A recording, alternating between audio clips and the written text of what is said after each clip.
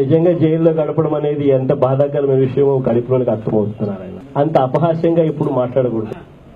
నేరం రుజువు కానంత వరకు ఆ మనిషిని 3 నెలల లోపల బెయిలిచ్చి పంపించాలా ఇది చట్టం చెబుతుంది. కానీ ఇక్కడ నా విషయానికి వచ్చేసరికి జగన్ అనే వ్యక్తి లేకపోతే వైఎస్ఆర్ కాంగ్రెస్ పార్టీ ఉండదు, పార్టీ వైఎస్ఆర్ కాంగ్రెస్ పార్టీ అనేది డిస్ట్రాయ్ చేయాలి అన్న ఒక కుతంత్రపు రాజకీయ ఉద్దేశంతో చంద్రబాబు నాయుడు గారు కాంగ్రెస్ ఇద్దరు కలిసి నా మీద కేసులు వేసిన విషయంలో నా మీద కేసులు వేసిన వాళ్ళు పిటిషనర్స్ ఎవరు? ఒకవైపున కాంగ్రెస్ పార్టీకి సంబంధించిన శంకర్రావు గారు, మరోవైపున చంద్రబాబు నాయుడు గారికి పార్టీకి సంబంధించిన ఎర్రవనాయుడు అండ్ రాజశేఖర రెడ్డి గారు బతుకున్నంత వరకు ఎవరేలా,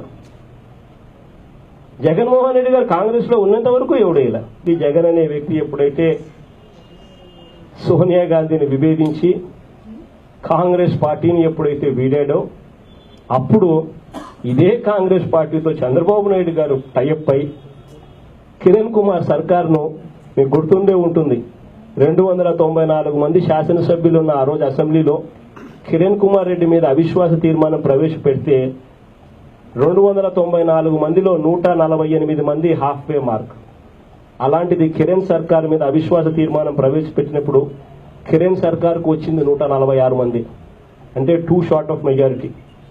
ఆ రోజు సపోర్ట్ ఎవరు చేశారు అని అంటే విప్పు జారీ చేసి చంద్రబాబు నాయుడు గారు సపోర్ట్ చేశారు. ఆ రోజు చంద్రబాబు నాయుడు గారు విప్పు జారీ చేసినా డిస్క్వాలిఫై కావడానికి కూడా సిద్ధపడి కిరణ్ సర్కార్కు వ్యతిరేకంగా ఓటేసిన వాళ్ళు ఎవరనంటే కొడాలి నాని కూడా ఒక ఎమ్మెల్యే.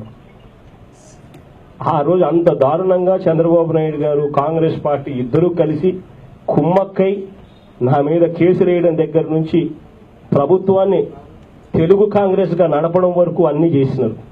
చేయడమే కాకుండా 3 నెలల్లో రావాల్సిన బెయిల్ను 16 నెలల పాటు ఒక వ్యక్తి దోషం రుజువు కాకుండా ఒక వ్యక్తిని 16 నెలలు జైల్లో పెట్టినప్పుడు ఆ పడిన బాధ ఆ వ్యక్తికి మాత్రం తెలుస్తుంది.